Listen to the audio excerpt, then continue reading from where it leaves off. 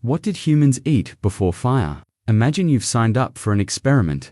The researchers tell you the rules are simple. For the next month, you eat only raw food. No cooking, no heat, nothing processed. Just fruits, vegetables, nuts, seeds, and raw meat if you want it exactly the way your ancestors ate before fire existed. You think, fine? People do this voluntarily. There's an entire lifestyle movement built around it.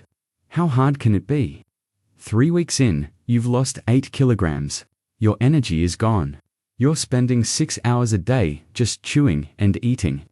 Because raw food is so much harder to digest, that you have to consume enormous volumes of it to extract the same calories a cooked meal gives you in 20 minutes. If you're a woman, there's a reasonable chance your menstrual cycle has stopped entirely. Your jaw aches. Your stomach is in a constant state of protest. This is not a hypothetical. Dr. Corinna Kobnick at the German Institute of Human Nutrition documented exactly this in a study published in the Annals of Nutrition and Metabolism. She studied 216 people eating strict raw food diets over an extended period. The results were not what the raw food community wanted to hear. Significant weight loss across the board. And in women, a 50% rate of partial or complete amenorrhea. The medical term for your reproductive system deciding that conditions are not currently suitable for creating new life. Your body, in other words, was not built for this. It is telling you so loudly and specifically in the language of failing organ systems. Here's the thing. The fact that modern humans cannot thrive on raw food is one of the most important clues we have about who we were before fire existed. Because it means cooking didn't just change what we ate, it changed what we are. Somewhere between 2 million and 1 million years ago, our ancestors crossed a threshold they could never uncross. They became dependent on cooked food at a biological level, so fundamental that their descendants, us, can't go back even if we tried. So what were they before that? What did a day of eating look like for a hominin who had no fire, no tools beyond stone, no agriculture, no concept of a meal as something scheduled or prepared? What did they eat? How did they get it? And how did something so radically different from anything we'd recognize eventually produce a creature that would spend considerable energy arguing about whether sourdough counts as healthy? To answer that properly, we have to go back further than most people expect. Not 6,000 years. Not 10,000. We're talking about a span of time so large it's almost impossible to hold in your head. Modern humans have existed for roughly 300,000 years. Cooking with controlled fire goes back at least 1 million, which means there's a gap, a very long gap, filled with millions of years of hominins eating, surviving, and occasionally thriving, without any of the things we associate with food. No heat, no recipes, no plates, no concept of dinner. What fills that gap is stranger, more resourceful, and considerably more impressive than the word foraging suggests, and some of what we find in it is going to make you look at your lunch very differently. Let's start with the assumption that it needs to die first. Because it's everywhere, and it's wrong. The assumption is this: eating raw, unprocessed, natural food is what humans are built for. That cooking is the deviation. That somewhere out there is a pristine ancestral diet we've moved away from, and the path back to health is the path back to raw. This is an appealing idea. It is also, by almost every biological measure we have, completely backwards. Compare yourself to a chimpanzee, not in the ways that are obvious, the hair, the knuckle walking, the lack of interest in tax returns. Compare yourselves at the gut level. A chimpanzee has a digestive tract significantly longer than yours, relative to body size. It has a much larger colon. It has stronger stomach acid. It has massive jaw muscles that account for a much larger proportion of its skull. It has big, thick tooth enamel designed for grinding tough fibrous plant material for hours at a time.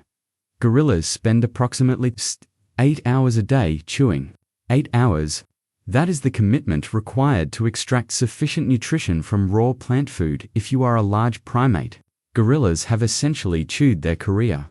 You have a short gut, weak jaw muscles, thinner enamel, a A stomach that is, by primate standards, almost embarrassingly underpowered for raw food processing. Every single physical marker says you are not designed for raw food. You are designed for food that has already been partially broken down before it enters your mouth. Cooked food. Food that has been heated, softened, and chemically altered by fire so that your gut doesn't have to do the heavy work. The raw food movement, it turns out, is less a return to nature and more an extremely committed experiment in running the wrong software on the wrong hardware. But here's where it gets interesting. If cooking reshaped us, this profoundly shortened our guts, weakened our jaws, made us biologically dependent on processed food, then what were we before it happened? And how on earth did we survive? The answer requires going back to a version of our ancestors who were, in body and in eating habits, genuinely different animals. Not inferior, not primitive, different, and to understand what they ate, you have to understand the environment they were eating in. The oldest direct evidence of hominins processing food comes not from fire but from stone. At a site called Lamikvi in Kenya, archaeologists have found stone tools dating back 3.3 million years. That is 700,000 years before the earliest solid evidence of controlled fire. Which means hominins were doing something with their food, pounding it, slicing it, scraping it, for an enormous span of time before they could cook it. This matters more than it sounds. In 2016, Dr. Catherine Zink at Harvard ran a study that should have gotten considerably more attention than it did. She had volunteers chew raw meat and raw tubers, then had them chew the same foods after they'd been pounded and sliced with tools. The mechanical processing alone, no heat, no cooking, reduced chewing time by 17% and measurably increased digestibility. Stone tools, in other words, were the first cooking technology. Thousands of generations of hominins were pre-digesting their food mechanically before anyone figured out fire. But here is the framework that ties everything together. In 2009, Richard Wrangham at Harvard published a book called Catching Fire that made an argument so clean and so well supported that it has restructured how researchers think about human evolution. His claim, cooking is not something humans invented after becoming human. Cooking is what made us human. The dramatic increase in brain size that separates Homo erectus from earlier hominins, which began roughly 1.8 million years ago, coincides with the earliest evidence of fire use, and it's not a coincidence. Cooking food makes more energy available to the brain. It allowed the gut to shrink, and the energy freed up from digestion went somewhere. It went upstairs. The fossil record supports this.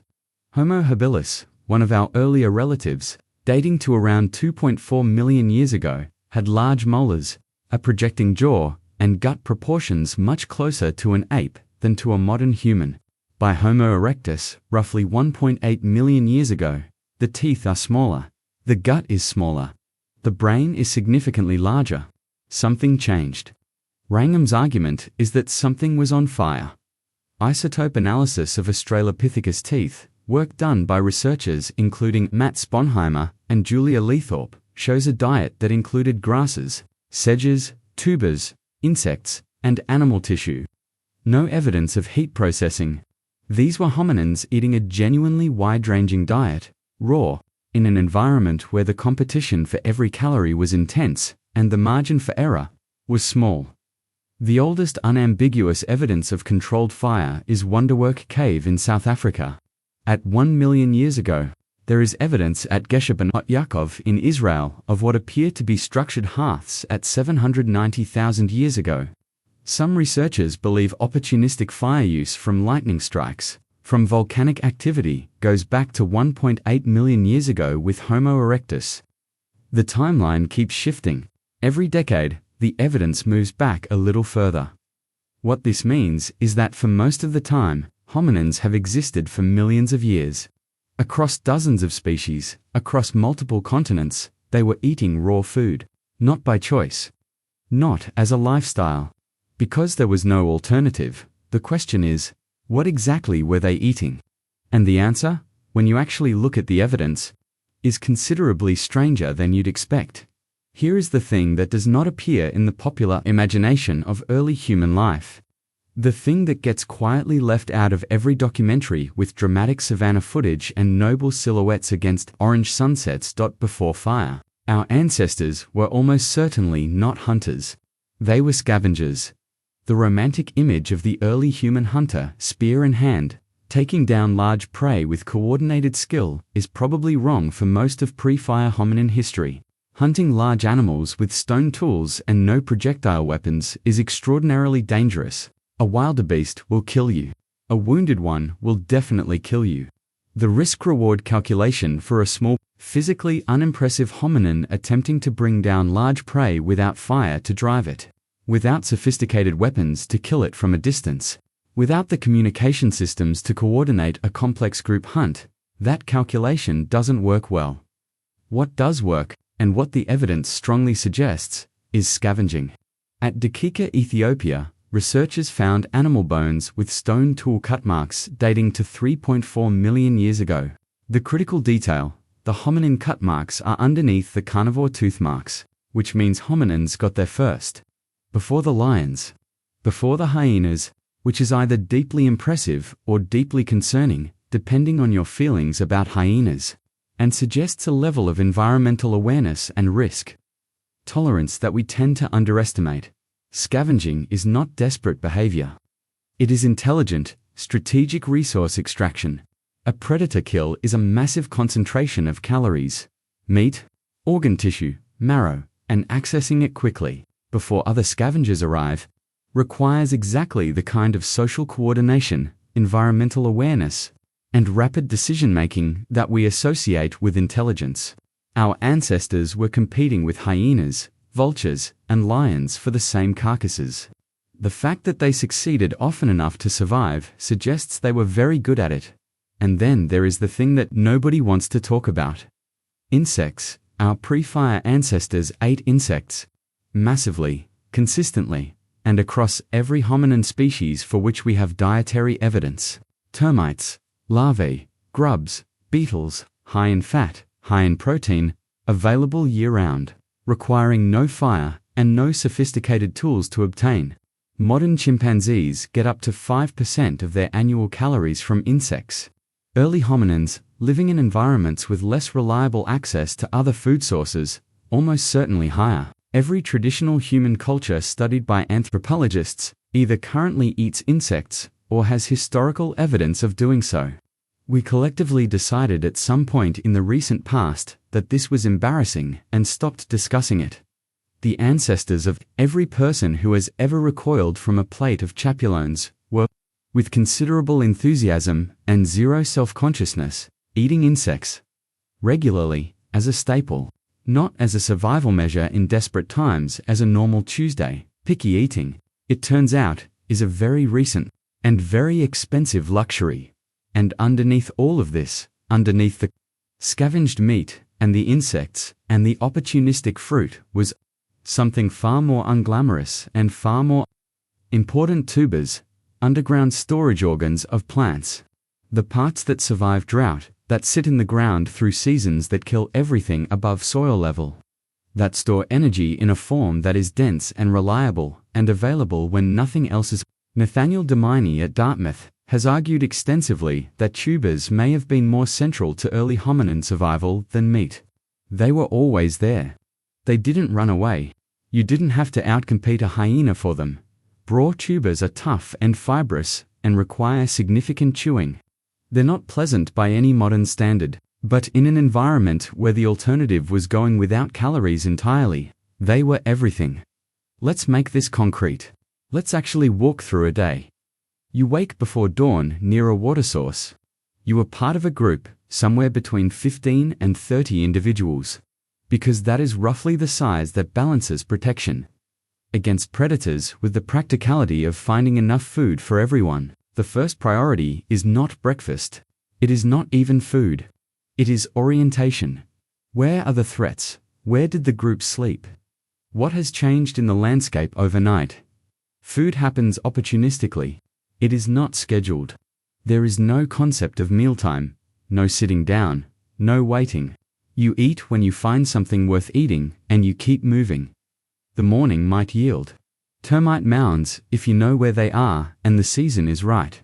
Digging them out with a stick, the way chimpanzees still do, extracting handfuls of insects. Not glamorous. Approximately 200 calories, high in fat, requiring almost no processing. Done in 20 minutes and moving on. Midday. The group has spread out, searching a wider area. Someone has found a patch of wild tubers. You can tell by the dying vegetation above ground if you know what to look for. And after thousands of generations of survival, depending on exactly this knowledge, you know what to look for. Digging with a sharpened stick, pounding the tubers against the rock to soften them, eating them raw, tough, and slightly bitter.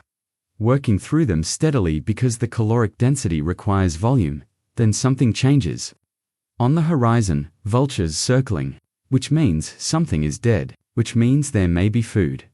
The calculation happens quickly. In whatever form, calculation took in a brain significantly smaller than yours. How many vultures? How far? What predators might still be there? Whether the group is large enough to drive off competition? Whether the risk is worth the reward? 2 million years ago, lunch was less about what you felt like and more about what was available and would not kill you first. The carcass, if you get there, is extraordinary luck. Organ meat goes first. Liver, heart, kidneys, dense in nutrients and calories, consumed immediately on site.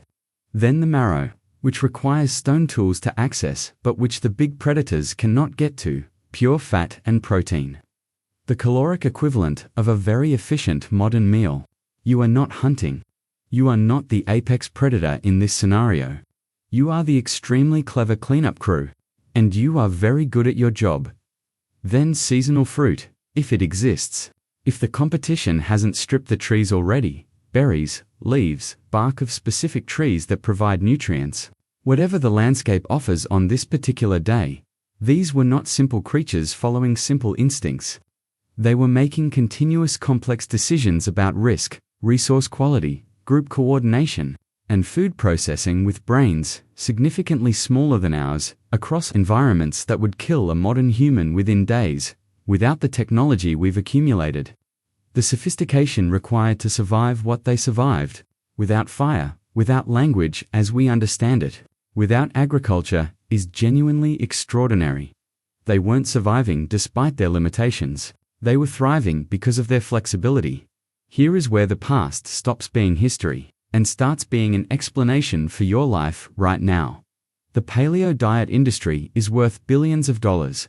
It is built on the premise that modern disease comes from moving away from ancestral eating patterns, and that the solution is to return to them. Lean meat, vegetables, no grains, no processed food. The logic sounds clean.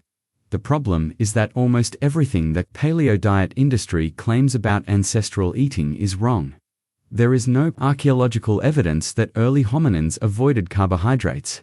There is significant evidence that they prioritized fat and calories above almost everything else, because in an environment of genuine caloric scarcity, getting enough energy was the limiting problem, not managing macros, not optimizing for longevity, surviving today so there could be a tomorrow.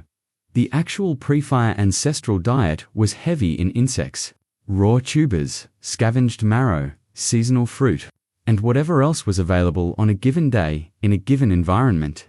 It varied enormously by geography and season. There was no consistent protocol. There was just, find calories. Don't die obtaining them. What the modern food environment has done is not pervert our ancient instincts. It has fulfilled them, completely, in an environment they were never designed for. Every craving you have for fat, for sugar, for salt, for calorie-dense food, that is an ancient system, working exactly as it was designed to work. For 2 million years, those cravings drove behavior that kept individuals alive in environments where calories were genuinely scarce. The system is not broken. It is running perfectly. It is just running in a context that removed all the constraints the system was built around. Dr. Daniel Lieberman, at Harvard, whose book, The Story of the Human Body, is the clearest account of this framework available, calls these evolutionary mismatches. Ancient adaptations producing modern problems. Feet designed for barefoot running developing injuries in cushioned shoes. immune systems designed for parasite exposure, developing autoimmune conditions in sterile environments, bodies designed to prioritize calorie intake, developing obesity and metabolic disease in environments of caloric abundance. Understanding what we ate before fire is not nostalgia. It is not a dietary prescription.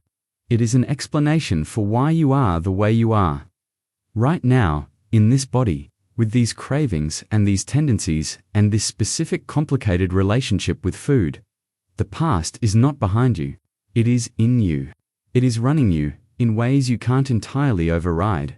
In an environment your ancestors couldn't have imagined. Every time you choose the fries, your ancestors would have been proud. Genuinely. Go back to that volunteer on the raw food diet. Body failing. Weight dropping. Reproductive system shutting down. This person is not doing something strange. They are running a very precise biological experiment. And the result of the experiment is you are not that animal anymore. The body that is struggling on raw food was built by 1,000,000 years of cooking. It was reshaped by fire so thoroughly, across so many generations, that it can no longer function properly without it. The gut shrunk. The jaw weakened. The energy that used to go to digestion went to the brain instead. And that brain eventually built language and agriculture and cities and the specific social institution of arguing about food on the internet. Somewhere 2 million years ago, a hominin on the African savanna found a tuber in the dry season, pounded it against a rock to soften it slightly, and ate something marginally more digestible than it would have been otherwise. They didn't know they were beginning a process that would end. With cooking, they didn't know their descendants would eventually pay premium prices for the privilege of eating food that had been deliberately returned to its raw state. They were just hungry. They figured it out. They always did.